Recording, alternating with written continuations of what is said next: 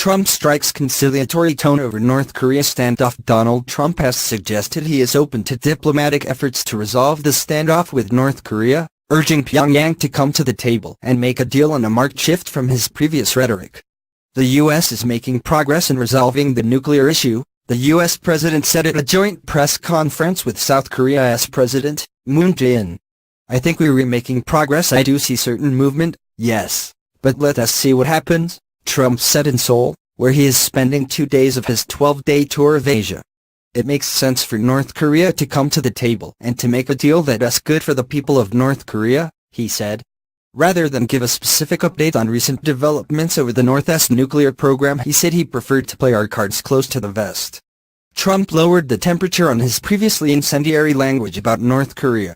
There were no threats of unleashing fire and fury on the North, as Trump has previously warned, nor did the president revive his derisive nickname for North Korean dictator Kim Jong-un, Little Rocket Man. However, North Korea showed little sign of retreating from efforts to develop nuclear-armed missiles.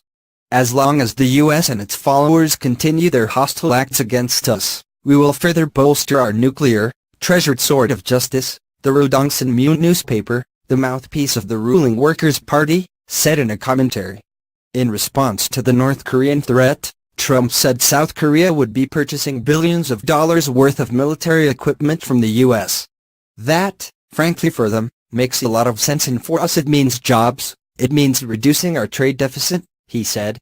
In brief remarks welcoming him to the presidential residence, Moon lavished the U.S. leader with praise, congratulating Trump on making great progress on making America great again. Later on Tuesday, the two leaders will sit down for a state dinner that features an exquisite 360-year-old soy sauce, meaning it predates the U.S. itself. Trump's focus on renegotiating a trade deal with South Korea. His opening remarks repeatedly referred to economic issues before North Korea drew criticism from some quarters. It is too early to discuss trade and economic deals, said Park Joo-min, a South Korean politician. Reassuring the U.S. commitment to its alliance with South Korea is what Trump needs to focus on, and dealing with North Korea in a peaceful way. This can just be seen as Trump using the visit to sell weapons to South Korea, said Min Pyong-do, a lawmaker from the ruling Democratic Party. Weapons are a part of it, but it is more important to build a cooperative relationship, not one where the U.S. acts unilaterally. Many in central Seoul were unhappy at Trump's arrival. Throngs of protesters lined the streets outside the meeting, some holding signs that said, "No war, yes peace." "We should never trust someone who said a war will be not on U.S. soil," said Kim Jung-sung, a protester, making reference to Trump's earlier comments. Sung Hee-han, a member of the People's Democratic Party, had been on a hunger strike for 2 days, holding a placard that likened Trump to Adolf Hitler.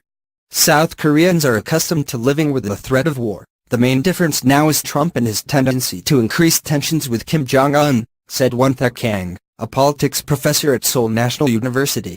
"I hope he can see what Seoul is like, a vibrant and thriving city, and that he will realize how damaging a war would be for us." But not everyone was opposed to Trump's visit.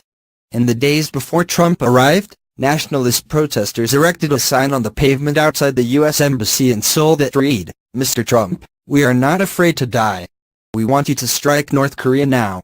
Trump needs to do something about North Korea right now, said Kim Min-soo, a preacher at the All-World Church who is waving a U.S. flag in one hand and a South Korean flag in the other. "People in North Korea are